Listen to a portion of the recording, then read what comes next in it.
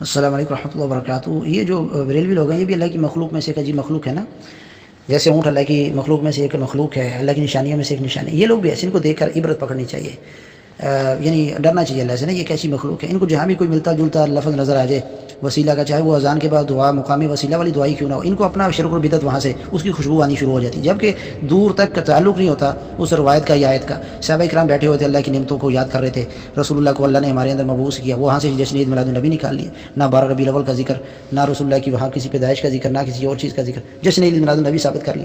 تو یہ ایسے ہیں، کہیں کچھ بھی نکال لیتے ہیں نا، اللہ ان کو عقل سلیم عطا کرے۔ سنن ترمذی کی روایت ہے عثمان بن حنیف علی، اس میں کہاں سے ان کی دلیل ہے؟ رسول اللہ حیات تھے، موجود تھے، اور اسی طریقے سے ایک شخص یعنی عثمان بن حنیف رضی اللہ تعالیٰ عنہ آئے اور نبینا سے ابھی کہ اللہ کے نبی میرے لیے دعا کر دیں، تو نبی علیہ السلام نے فرمایا کہ اگر چاہتا ہے انشاء دعوت اللہ، اگر چاہتا ہے کہ میں تیرے لیے دعا کرتا ہوں اور اگر صبر کرے گا تو خیر اللہ، تیرے لیے بہتر ہے۔ انہوں نے کہا کہ آپ میرے لیے دعا ہی کریں۔ ثابت ہوا کہ نبی علیہ السلام نے اس کو 2 آپشن دیے کہ آپ چاہیں تو آپ کے لیے دعا کرتا ہوں، اور اگر آپ چاہیں گے تو آپ صبر کریں۔ انہوں نے کہا میرے لیے دعا کریں۔ جب انہوں نے ایک آپشن سلیکٹ کیا تو ظاہر لگے ان کے لیے دعا ہی کی۔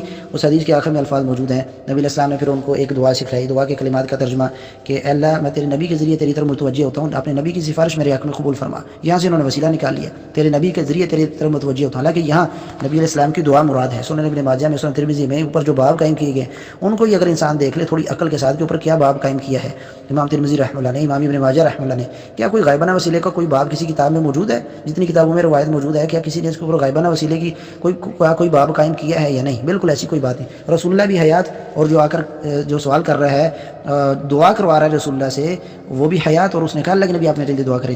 جب اس نے کہا کہ اللہ کے نبی آپ میرے لیے دعا کریں، رسول اللہ نے 2 آپشن کیے تھے، تو یقینی بات ہے رسول اللہ نے اس کے لیے دعا کی۔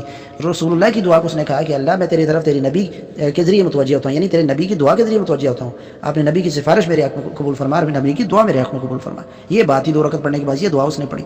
کیا رسول اللہ کی وفات کے بعد بھی کسی نے ایسا کیا؟ اس میں سے ایک من گڑت اور جڑا ہوا اس سے ایک واقعہ بیان کرتے ہیں نا، اور دھوکہ دیتے ہیں کہ محدثین نے اس کو صحیح قرار دیا۔ اللہ محدثین نے اس حدیث کو صحیح قرار دیا، اس کے ساتھ جڑا ہوا ایک الگ سے واقعہ المعجم الکبیر طبرانی وغیرہ کا، وہ ویسے ہی ثابت نہیں ہے۔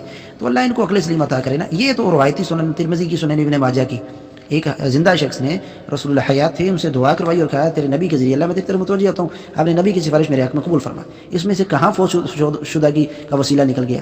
یہ جو مردے اکھاڑ کے یہ لوگ لاتے ہیں اپنی قبروں سے، اس کی دلیل کہاں سے نکلی ہے؟ والی فوت شدہ عبد القادر جیلانی کو بلانا، وہ کہاں یہاں سے نکلا؟ اللہ ان کو عقل سلیم عطا کرے نا، ہم ان کے لیے دعائی کر سکیں۔ پھر یہ زور و شور کے ساتھ اس کو اپنا کہ امام ترمذی نے اس کو صحیح کہا۔ امام ترمذی نے اور کتنی احادیث کو صحیح کہا۔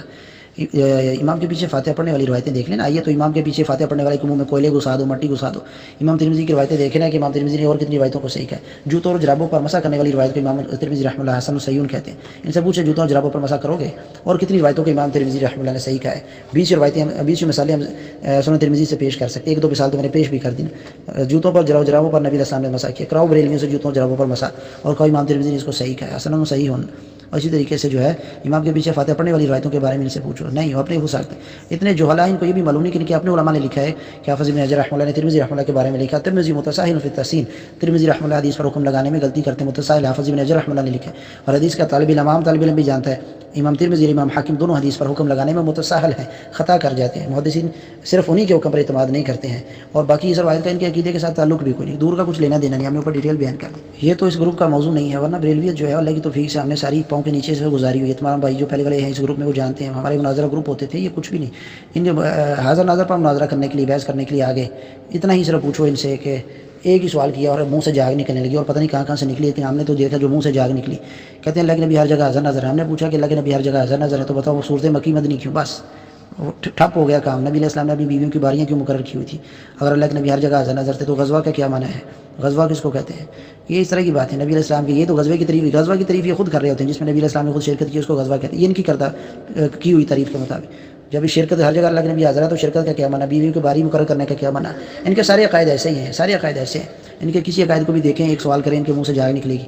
اللہ ان کو عقل سلیم عطا کرے نا، ان کو کچھ معلوم نہیں آتا، آدھی بات کو پکڑ کے دوڑ لگا لیتے ہیں۔ روڈ کے اوپر گدھا مرا ہوا تھا، ایکسیڈنٹ ہو گیا، ایک آدمی نے اب دیکھنا تھا کہ ہے کیا، اس کو جگہ نہیں مل رہی، وہ کہتا ہے یہ میرا بیٹا، میرا پنجابی میں میرا پتر، لوگوں نے جگہ دے دی، آگے جا کے دیکھا گدھا مرا ہوا، ان کا بھی وہی حساب ہے، ان کو کچھ پتہ نہیں ہوتا کہ بس ایسے لوگوں سے فضول بحث کرنے کا شوق